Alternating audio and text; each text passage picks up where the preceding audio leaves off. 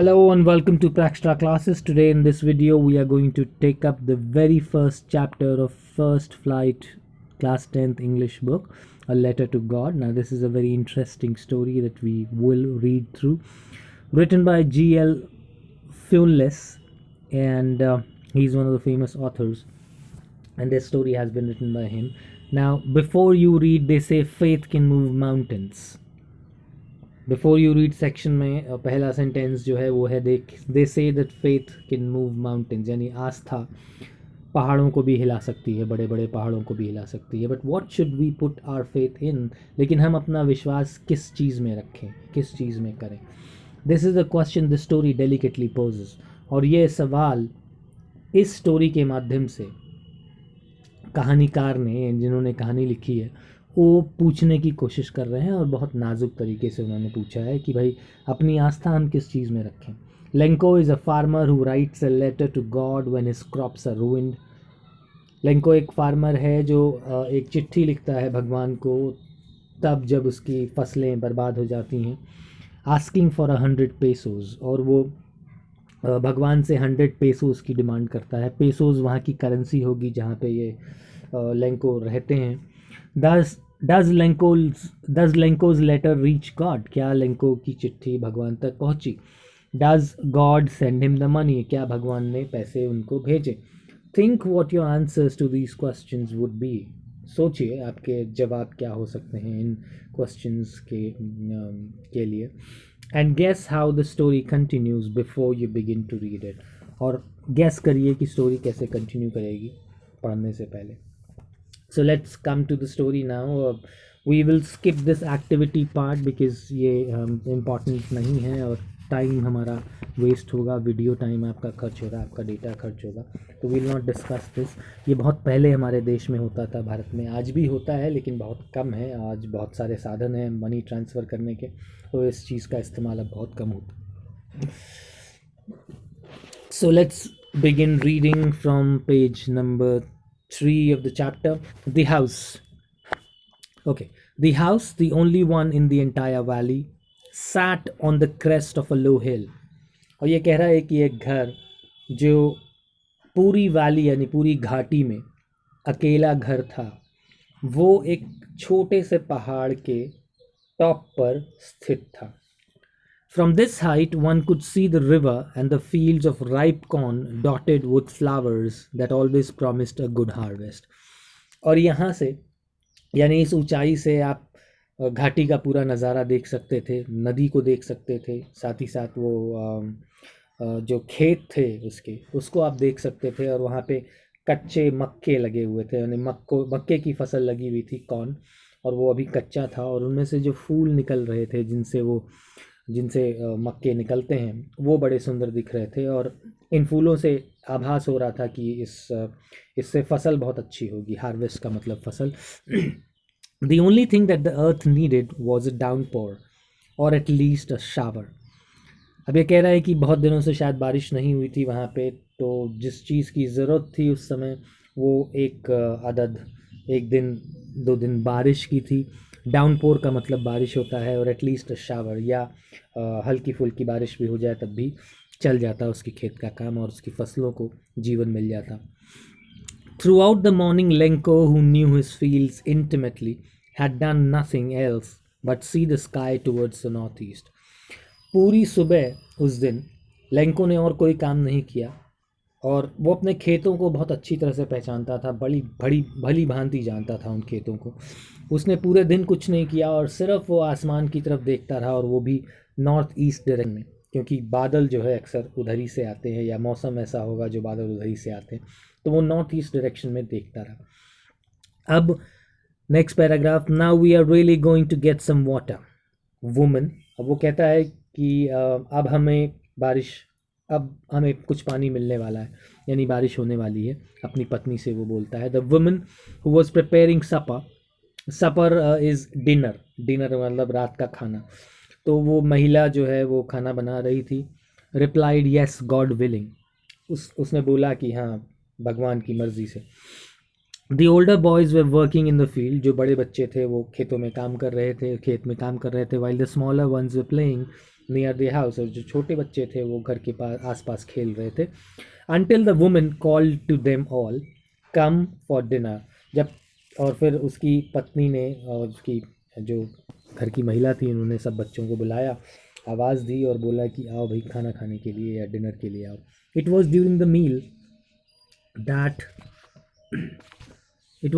meal that just as Lenko had predicted, और खाना खाते समय ही जैसे कि लेंको ने प्रेडिक्ट किया था, प्रेडिक्ट का मतलब भविष्यवाणी की थी, big drops of rain began to fall, यानी बड़ी बड़ी बूंदें बारिश की गिरने लगी.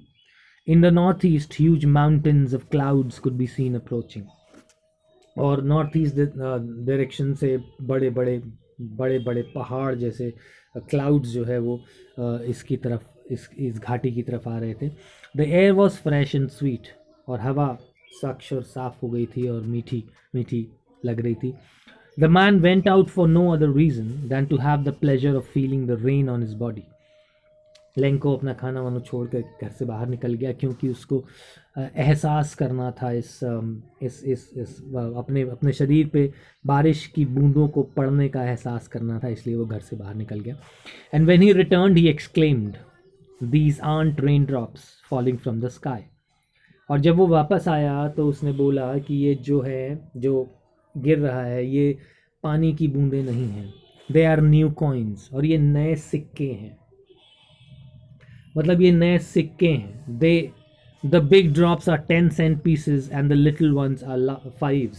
वो कहता है कि जो बड़े वाली बूंदें हैं वो 10 सेंट के हैं और जो छोटे वाले हैं वो 5-5 सेंट के हैं.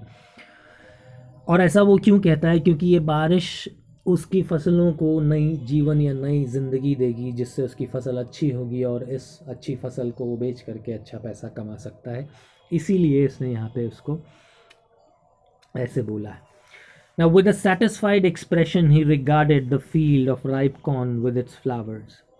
और एक बहुत मतलब satisfied का मतलब एक संतुष्ट निगाह से, संतुष्ट अंदाज से उसने अपने खेत की तरफ देखा और उसका सम्मान किया जो राइप कॉर्न यानी कच्चे मक्के और उसके फ्लावर्स के रूप में थे.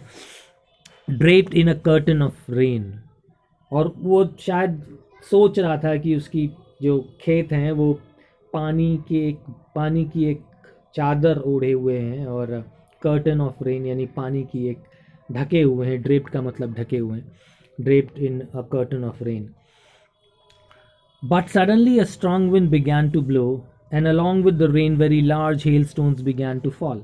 लेकिन अचानक से ही बहुत तेज़ हवाएं चलने लगीं और साथ ही साथ रेन के साथ ही बड़ी बड़ी हेल स्टोन्स भी गिरने लगे. हेल स्टोन्स यानी ओले, जो आइस के बॉल्स टाइप के होते हैं, वो गिरने लगे. These truly did resemble new silver coins. So these truly did resemble new silver coins. The boys, exposing themselves to the rain, ran out to collect the frozen pearls. अब यहाँ पे कई जगह से मेटाफोर का इस्तेमाल किया है ऑथर ने. उसको हम बाद में डिस्कस करेंगे चैप्टर के एंड में या किसी और वीडियो में मैं उसको डाल दूंगा. It's really getting bad now. अब वो कह रहा है कि ये बहुत ख़राब हो रहा है, बहुत गड़बड़ हो रही है. I hope it passes quickly, और मुझे उम्मीद है कि ये जल्दी से जल्दी चला जाएगा. It did not pass quickly, लेकिन वो जल्दी नहीं गया, बहुत टाइम लिया उसने. फॉर एन आवर, 1 घंटे तक, the hail rained on the house, the garden, the hill side, the cornfield, on the whole valley. और 1 घंटे तक वो लगातार ओलों की बारिश होती रही उसके घर के ऊपर, उसके घर के छत पे, गार्डन में, हिल साइड पे, कॉर्नफील्ड पे और होल वैली यानी पूरी घाटी पे. The field was white as if covered with salt. तो फील्ड जो है, अगर उसके खेत को देखें तो नज़ारा कुछ ऐसा था कि पूरा सफ़ेद दिख रहा था उसका खेत. ऐसा लग रहा था जैसे किसी ने उसको नमक से ढक दिया उस खेत को. Not a leaf remained on the trees, the corn was totally destroyed. और एक भी पत्ता पौधों पर या ट्रीज़ पर बचा नहीं था. The corn was totally destroyed. और पूरा मक्के की जो फसल थी वो पूरी तरह से डिस्ट्रॉय हो गई थी, और ओले बहुत नुकसान करते हैं, ये हम सबको पता है. The flowers were gone from the plants. फूल जो प्लांट्स पे लगे हुए थे वो चले गए थे। Lencho's soul was filled with sadness, उसकी जो आत्मा है वो दुख से भर गई थी, दर्द से भर गई थी। When the storm had passed, he stood in the middle of the field and said to his sons, जब तूफान चला गया तो वो अपने खेतों के बीच में खड़ा होकर के अपने बच्चों से बोल रहा था कि a plague of locusts would have left more than this। और लोकस्ट का मतलब होता है कि वो जो टिड्डे होते हैं ना, जो खेतों के सारे फसलों को नुकसान करते हैं और वो पूरा झुंड के झुंड आते हैं, वो लोग भी कुछ छोड़ देते, लेकिन इन ओलों ने तो कुछ भी नहीं छोड़ा। The hill has left nothing, this year will have no corn, that night was a sorrowful one, all our work for nothing, there is no one who can help us, we all go hungry this year. अब वो बोलता है कि वो रात बहुत दुख भरी थी, उसके सारा वो बोल रहा है कि ऑल आर वर्क, जितनी भी हमने मेहनत करी थी वो सब वेस्ट हो गई, उसका कोई मतलब नहीं निकला। There is no one who can help us, कोई और ऐसा नहीं है जो हमारी हेल्प कर सके, और हम शायद पूरे साल भूखे ही रहेंगे। But in the hearts of all who lived in that solitary house in the middle of the valley, there was a single hope, help from God। लेकिन इन लोगों के दिल में, but in the hearts of all who lived in that solitary house, solitary का मतलब single घर जो वहाँ पे था, उसमें रहने वाले सभी लोगों के अंदर एक विश्वास था, एक भरोसा था और एक उम्मीद थी। There was a single hope, help from God। Now don't be upset, even though this seems like a total loss. Remember, no one dies of hunger। उसकी पत्नी ने ये बोला था कि इतना उदास मत हो, सब कुछ ज़रूर बर्बाद हो गया है लेकिन कोई भी भूखा नहीं मरता। That's why they say no one dies of hunger। और फिर वो रिपीट करता है, that's what they say, no one dies of hunger। All through the night, Lenko thought only of his one hope, the help of God। पूरी रात वो भगवान की मदद के बारे में ही सोचता रहा।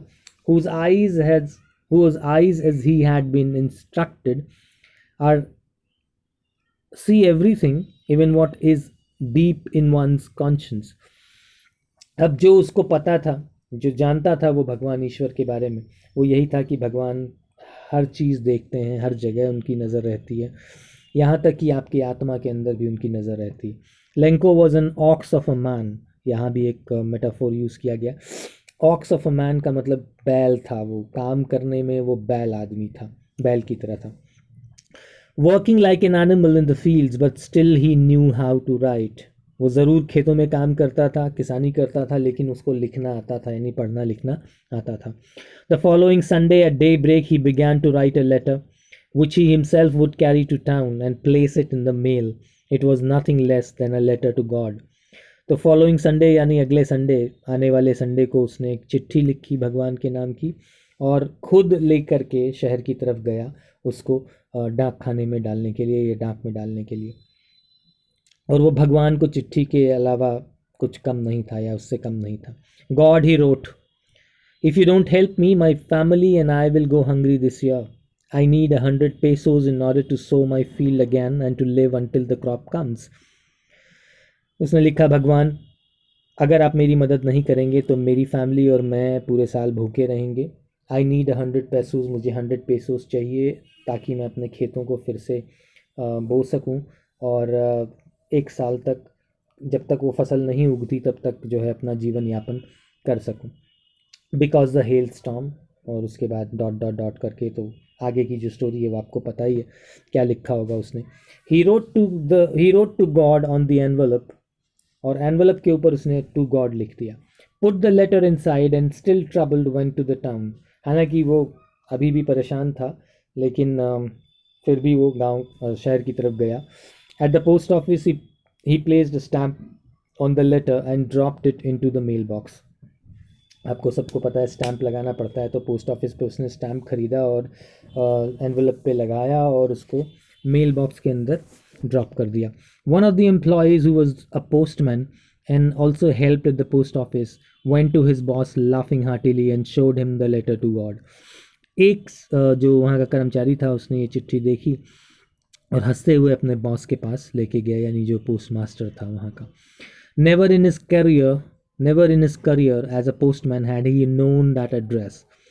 और ये पोस्ट मास्टर का बहुत तजुर्बा था वहाँ पे काम करने का, और एड्रेसेस के बारे में बहुत जानकारी थी, लेकिन उसने कभी भी इस तरह का एड्रेस नहीं देखा था, ना वो जानता था। The post master, a fat amiable fellow. Post master जो है एक मोटा सा बहुत ह्यूमरस, या मतलब कह सकते हैं फ्रेंडली और प्लेजेंट बंदा था। ऑल्सो ब्रोक आउट लाफिंग, वो भी हंसने लगा इसको देख करके, but almost immediately he turn serious, लेकिन वो तुरंत ही सीरियस हो गया। And tapping the later on his desk, यानी लेटर पे हाथ लगाते हुए, he commented, "What faith! I wish I had the faith of the man who wrote this letter, starting up a correspondence with God." वो कह रहा है अब कि क्या विश्वास है, क्या आस्था है इस आदमी की, और काश ऐसी आस्था मेरे पास होती भगवान के बारे में, जिसने ये चिट्ठी लिखी है और भगवान से कॉरेस्पॉन्डेंस करने का सोचा जिसने, उस ऐसी आस्था मुझको भी मिलनी चाहिए, तो मेरे पास भी होनी चाहिए। तो ऐसा सोच करके उसने चिट्ठी का जवाब देने का सोचा। अब आगे हम पढ़ते हैं कि क्या जवाब उसने दिया और कैसे दिया और बाकी चीज़ें कैसे हों। So in order not to shake the writer's faith in God, the postmaster came up with an idea. अब इसका विश्वास वो नहीं तोड़ना चाहता था, इसकी आस्था को वो नहीं डिस्ट्रॉय करना चाहता था, इसीलिए वो उसके दिमाग में एक आइडिया आया, एक युक्ति आई, आंसर द लेटर। और क्या आइडिया था कि लेटर का जवाब दो। But when he opened it was evident that to answer it he needed something more than goodwill, ink and paper. जब उसने इस चिट्ठी को खोला और पढ़ा तो वो थोड़ा आश्चर्यचकित हो गया, क्योंकि जवाब देने भर से काम नहीं चलने वाला था, उसको और कुछ चाहिए था जवाब के रूप में, और गुडविल के अलावा इंक और पेपर तो चाहिए ही था, साथ ही साथ कुछ और भी चीज़ चाहिए थी। But he stuck to his resolution, लेकिन वो जो उसने प्रतिज्ञा कर ली थी, रेजोल्यूशन का मतलब जो उसने ठान लिया था, वो करना चाहता था किसी भी कीमत पे। He asked for money from his employees, कुछ उसने अपने एम्प्लॉयज़ से पैसे मांगे, कंट्रीब्यूशन लिया। He himself gave part of his salary, कुछ अपने पास अपनी जेब से अपनी सैलरी से उसने कंट्रीब्यूट किया। And several friends of his were obliged to give something for an act of charity, और कुछ उसके जो मित्र थे उनसे उसने बात करी और चैरिटी के रूप में उन्होंने कुछ पैसों का इंतज़ाम किया। It was impossible for him to gather together the 100 pesos, so he was able to send the farmer only a little more than half. He put the money in an envelope addressed to Lenko, and with it a letter containing only a single word as a signature, God. The following Sunday, Lenko came a bit earlier than usual to ask if there was a letter for him. अगले Sunday को वो फिर आया post office में और उसने पूछा क्या कोई चिट्ठी आई है मेरे नाम की। It was the postman himself who handed the letter to him, while the postmaster, experiencing the contentment of a man who has performed a good deed, looked on from his office. Postman ने उसको चिट्ठी पकड़ाई कि हाँ आया है आपके नाम की एक चिट्ठी, और उसने उसको दी। और जो पोस्ट मास्टर था वो अपने कमरे से सारा नज़ारा देख रहा था, और वो खुश था क्योंकि उसने ये काम किया था, एक नेक काम किया था, और वो अपने ऑफिस से उसको देख रहा था। Lanco showed not the slightest surprise on seeing the money, और लेंको ज़रा सा भी विचलित या पैसों को देख करके वो ज़रा सा भी अचंभित नहीं हुआ, not surprised. Such was his confidence, यानी उसका जो कॉन्फिडेंस था वो विश्वास इतना प्रगाढ़ था, इतना मजबूत था कि उसको पता था कि पैसे आएंगे ही आएंगे। But he became angry when he counted the money, लेकिन वो नाराज़ हो गया या गुस्सा गया जब उसने पैसों को काउंट किया। God could not have made a mistake, और यहाँ फिर उसका विश्वास झलकता है कि भगवान ऐसी गलती नहीं कर सकते।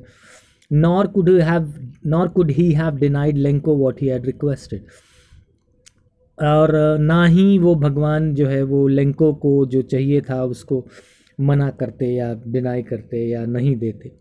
Immediately Lencho went up to the window to ask for paper and ink. Immediately यानी तुरंत वो लेट गया खिड़की पर, डाकखाने की जो खिड़की थी काउंटर वाली, वहाँ से उसने पेपर और इंक खरीद लिया, मांगा, लिया. On the public writing table, और जो पब्लिक राइटिंग टेबल होती है, started to write with much wrinkling of his brow. उसकी भौहें जो हैं वो सिकुड़ रही थी जब वो चिट्ठी लिख रहा था. Caused by the effort he had to make to express his ideas.